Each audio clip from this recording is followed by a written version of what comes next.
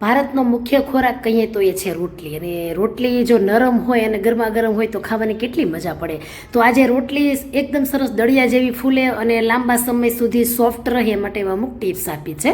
તો જો રોટલી કેટલી સરસ નરમ છે, આવીને આવી નરમ ઠંડી થયા પછી પણ 6 થી 7 કલાક પછી તમારી રોટલી રહેશે. તો એ માટે મેં ખાસ અમુક એવી ટિપ્સો આપી છે જેનું ધ્યાન આપણે તો પહેલેથી જ્યારે લોટ બાંધી લઈએ ને ત્યારે આપણે રાખવાનું હોય છે. જો લોટ નરમ તેનો બંધાણો ને તો તમારી રોટલી બહુ સરસ આમ એકદમ કૂણી અને સોફ્ટ રહેશે. ચાલો જોઈ લઈએ. શરૂઆત કરીએ લોટ બાંધવાની. તો જુઓ, રોટલી છે ને એનો લોટ મેં ઝીણો આપણે ઘઉંનો હોય એ લેવાનો હોય છે. જાડો લોટ હોય એની ભાખરી બનતી હોય છે. તો ઝીણો લોટ 1 કપ આપણે મેઝરિંગ કપથી લીધો છે.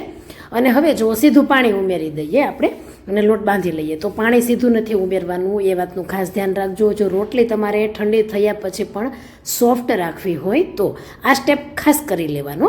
રોટલી બધી ફૂલશે જ જો તમે આ સ્ટેપ નહીં કરો તો, પણ નરમ તમે લાંબા ટાઈમ સુધી રાખી શકશો. તો 1 ચમચી જેટલું ઘી ઉમેરી દેવાનું છે. અને અહીં થીણું ઘી ઉમેરી શકો અને પાતળું પણ ઉમેરી શકો, એવું જરૂરી નથી. પરંતુ ઘી ઉમેરશો એટલે 6 થી 7 કલાક સુધી રોટલી તમારી એવી ને એવી નરમ રહે છે. તો આ રીતે થોડુંક એવું મણ કરશું, વધારે નહીં ઉમેરીએ, થોડુંક જ, એટલે કે 1 જ ચમચી પ્રમાણે. અને ત્યાર પછી આપણે પાણી લેવાનું છે. તો ધીમે ધીમે પાણી ઉમેરતા જશો અને લોટ બાંધતા જશો. અડધો કપ જેટલું મેં લીધું છે. જો આગળ જરૂર પડે તો આપણે પાછું પાણી ઉમેરશું. હવે લોટ બાંધવામાં ખાસ સ્ટેપ ધ્યાન રાખીએ, મસળીને ન બાંધતા એકદમ હળવા હાથે જ લોટને ભેગો કરવાનો છે. ઘણીવાર આપણે ઉતાવળ હોય લેડીઝોને, તો સવારથી બપોર કન્ટિન્યુ કામ હોય. જેવું સવારનું કામ પતે એટલે તરત જ આપણે બપોર આંબી જતી હોય છે. તો કેવું કરીએ કે ફટાફટ બધું કામ કરતા હોય તો લોટ પણ મસળીને ફટાફટ બાંધીએ. પરંતુ આ સ્ટેપ ખાસ ધ્યાન રાખજો, એકદમ હળવા હાથે લોટને ભેગો કરીએ. ખબર છે કે આ રીતે કરવાથી છે ને હંમેશા રોટલી નરમ બને છે. અને રોટલીમાં ઘણીવાર રબર જેવું લાગે, આપણે ઇલાસ્ટિસિટી જેવું લાગે, આમ એકદમ ખેંચાવ લાગે, આમ ચાવીએ ને તો રબર જેવું ફીલ થાય, એ નહીં થાય. જો લોટ મેં ભેગો કરતી ગઈ છું અને જેમ જરૂર પડે એમ પાણી ઉમેરતી ગઈ છું. અહીં મારે છે ને 1/4 કપ જેટલા પાણીની જરૂર પડી છે, કેમ કે લોટ આપણે થોડો નરમ બાંધવાનો છે. એકદમ કઠણ નહીં, એકદમ નરમ નહીં, પરંતુ થોડો નરમ બાંધવાનો છે. તો આ રીતે જ્યારે લોટ ભેગો થઈ જાય, તમે જોઈ શકો છો કે લોટ મેં ભેગો કર્યો છે અને ઉપરથી આ રીતે આપણે પાણીવાળો હાથ કરી લેવાનો છે. આવું કરવાથી પાણી છે ને ધીમે ધીમે અંદર ઉતરશે અને લોટને નરમાઈશ આપશે. તો આ રીતે જુઓ, મેં સોફ્ટ લોટ રાખ્યો છે. હવે તેને મસળવાનો પણ નથી. ઉપરથી સેજ આ રીતે ગોળાઈ આપીને તેની ઉપર ફરીથી આપણે ઘી અથવા તેલ લગાવી લેવાનું છે, એટલે જેથી એની ઉપરની સપાટી છે એ સુકાઈ ન જાય અને સરસ એવું એની અંદર ઘી ઉતરશે અને લોટ પણ નરમ બનશે. હવે ઢાંકી દઈએ.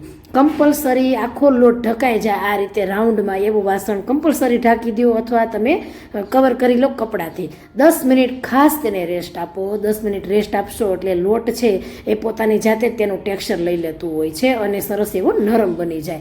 અને ઘી અને પાણી અંદર ઉતરશે એટલે સરસ કૂણો થઈ જશે. અને ફરીથી આપણે થોડો ઘી તેલવાળો હાથ કરીને તેને 1/2 થી 1 મિનિટ માટે કૂણવીએ. જેટલો કૂણવશો ને, હવે કૂણવવાનો છે, પહેલાં નથી કૂણવવાનો. પાછળથી જ્યારે આ રીતે કૂણવો છો ત્યારે લોટ જુઓ તમે કેટલો સરસ નરમ લાગે છે. તો આવો નરમ થઈ જાય તો જ તમારી રોટલી લાંબા સમય સુધી નરમ રહે છે. ઇવન કે તમે બહાર જાઓ, સિટીની બહાર ગયા હોય 1 દિવસ માટે, તો પણ આ રોટલી એવી ને એવી સોફ્ટ રહેશે. હવે જો પહેલાં આ રીતે લુવા કરી લેવાના છે. આ રીતે લુવા કરું ને તો ગેસ ચાલુ હોય, આપણે રોટલી કરતા હોય ત્યારે, તો તમે છે ને આ રીતે લુવા કરવામાં સમય તમારો બગડશે નહીં. હવે જુઓ, રોટલીના અટામણવાળું કરી લેશું તેને લોટથી અને હવે તેને વણી લેવાની છે. જાડી પાતળી જેવી ઘરમાં ખવાય એવી રોટલી આપણે કરવાની છે. અહીં રોટલી તમે પાતળી કરશો ને તો પણ નરમ રહેશે. જુઓ, હું કેટલી પાતળી કરું છું એ તમને બતાવું છું. તો રોટલી આ રીતે વણાઈ ગઈ છે અને આપણે સેજ એને ચેક કરી લઈએ કે કેટલી મેં પતલી વણી છે.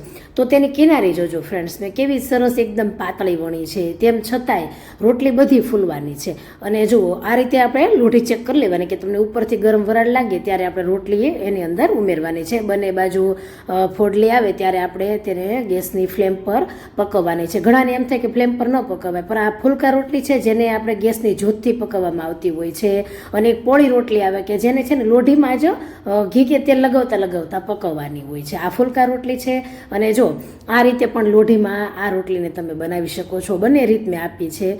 આ રીતે પણ રોટલી તમે બનાવી શકો છો. અને ગેસની ફ્લેમ પર જ્યારે પકાવો એને ફુલકા રોટલી કહેવાય છે.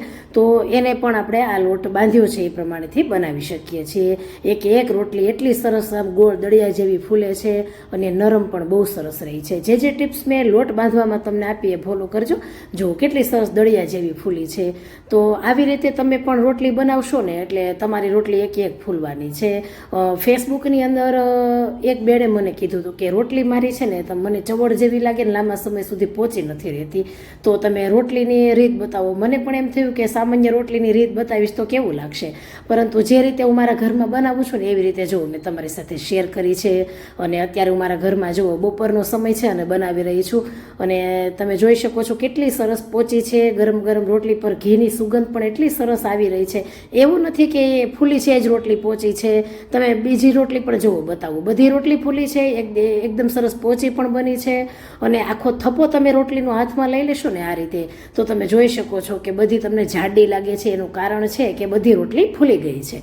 ફૂલીને તે સેજ એવી આમ ફૂલાઈને સેજ મોટી બની જતી હોય છે. જો થપ્પો તમે મેં હાથમાં લઉં તો કેટલી સરસ આમ પોચી લાગે છે. આવી રોટલી આખો દિવસ તમે રાખશો ને તો પણ આ પોચી જ રહેવાની છે, કેમ કે અંદર આપણે ઘીનું મોણ કર્યું છે. તો ખાસ કરીને લોટ બાંધો ત્યારે મસળીને નહીં બાંધતા, લોટને પછીથી તમે કૂણવજો એટલે રોટલી એકદમ સરસ બધી ફૂલશે અને પોચી રહેશે. બસ આ બધી ટિપ્સ તમે ધ્યાનમાં રાખશો એટલે રોટલી એકદમ સરસ પોચી, ચવડ નહીં થાય અને લાંબા સમય સુધી સોફ્ટ રહેશે. તો આ રીતે ટ્રાય કરજો અને રેસીપીને શેર કરી દેજો.